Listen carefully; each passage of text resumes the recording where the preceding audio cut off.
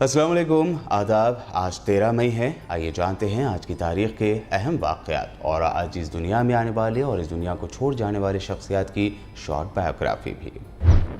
13 मई 1638 में दिल्ली के लाल किले की तामीर का काम शुरू हुआ था। मुग़ल बादशाह शाहजहां की ज़ेर निगरानी लाल किले की तामीरी कामों की तकमील 1648 यानी 1648 में हुई। यह किला मुग़ल हुक्मरान शाहजहां के दौर इक़्तिदार की बेमिसाल तामीरात में से एक है। मुग़ल रिवायात और पैटर्न के मुताबिक ही इस किले की तामीर की गई थी। लाल किले में हमें पर्शियन तहजीब का असर भी दिखाई देता है। किले के बाहर एक दिलकश गार्डन भी है। उस वक्त बेमिसाल लाल किला बनने की वजह से दिल्ली को शाहजहां आबाद कहा जाता था। इसी किले के दीवान ख़ास में तख्त ताउस वाक़ है, जहाँ बैठकर मुग़ल बादशाह हिंदुस्तान के तूल व अर्ज़ पर हुकूमत करते थे। ये सिलसिला 1857 यानी 1857 की जंग आज़ादी तक जारी रहा, जब गदर के दौरान में अंग्रेज़ फ़ौज ने दिल्ली पर अपने कब्ज़े के बाद उस वक्त के मुग़ल बादशाह बहादुर शाह ज़फ़र को किले से निकल जाने का हुक्म दिया था और उन्हें शहर के जुनूब में वाक़े कुतुब मीनार के अहाते में मुंतकिल कर दिया था।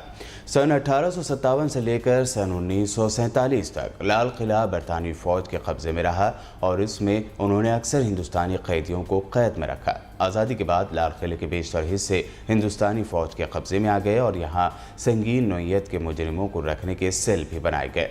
हर साल यौम आज़ादी के मौके पर वज़ीर आज़म इस किले की फसील से खिताब करते हैं।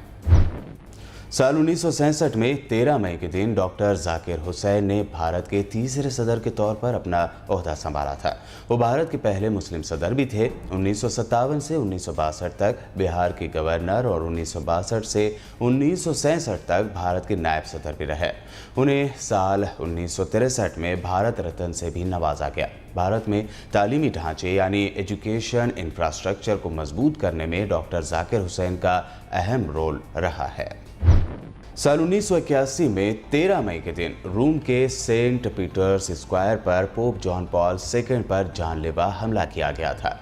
मुकामी वक्त के मुताबिक शाम करीब 5:15 बजे यानी 5:15 पर पोप जब अपने चाहने वालों को आशीर्वाद दे रहे थे, तभी उन पर 15 फीट की दूरी से 4 गोलियां चलाई गई। डॉक्टरों ने 5 घंटे तक चले ऑपरेशन के बाद कहा कि पोप की जान को खतरा नहीं है और वो पूरी तरह ठीक हो जाएंगे। पोप पर जानलेवा हमला करने के इल्ज़ाम में 23 साल के एक तुर्क शहरी अली को गिरफ्तार किया गया था। ब्रिटेन की एलिसन हारग्रीव्स 13 मई साल 1995 में पहली ऐसी खातून बनी जिन्होंने बिना ऑक्सीजन और शेरपा की मदद से एवरेस्ट फतह करने में कामयाबी हासिल की। एवरेस्ट पर चढ़ाई के वक्त एलिसन की उम्र 33 साल थी यानी 33 ईयर्स थी और वो 2 बच्चों की मां भी थी। इस कामयाबी के साथ एलिसन बिना किसी मदद के 8,847.7 मीटर ऊंची दुनिया की सबसे ऊंची चोटी पर पहुंचने वाली दूसरी शख्सियत बन गई।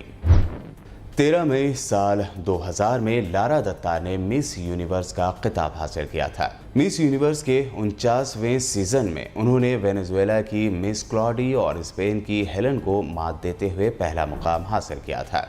वहीं 22 साला क्लॉडिया दूसरे मुकाम पर, जबकि 18 साला मिस हेलन ने तीसरा मुकाम हासिल किया था। लारा दत्ता ने मिस यूनिवर्स के क्राउनिंग मूवमेंट से कबल जजों के सवालात के बेहतरीन जवाब दिए थे। लारा दत्ता के मिस यूनिवर्स बनने पर उस वक्त के वज़ीर आज़म अटल बिहारी वाजपेयी ने उन्हें मुबारकबाद देते हुए कहा था कि लारा दत्ता के मिस यूनिवर्स बनने से भारतीय ख़वातीन का सर फ़ख्र से ऊंचा हुआ है। मिस यूनिवर्स बनने के बाद लारा दत्ता ने बॉलीवुड में अपने फिल्मी करियर की शुरुआत की थी। भारत की रियासत राजस्थान के शहर जयपुर में साल 2008 में 13 मई के दिन 15 मिनट के अंदर अलग अलग मुकामात पर लगातार 7 धमाके हुए थे। इन धमाकों में कम से कम 60 लोग मारे गए, जबकि 200 से ज़्यादा लोग जख्मी हुए थे। ये सभी धमाके पुराने जयपुर शहर के 4 दीवारी वाले हिस्से में हुए। इन धमाकों को साइकिलों के जरिए अंजाम दिया गया था, जहां गैर मुल्की टूरिस्ट आमतौर पर आते हैं। 13 मई को होने वाले कौन से तारीख़ी वाक़े के बारे में आप मज़ीद जानते हैं, कमेंट करके ज़रूर शेयर कीजिए। हमारे चैनल को सब्सक्राइब करना और इस वीडियो को शेयर करना हरगिज़ भी ना भूलें। देखते रहिए BBN चैनल।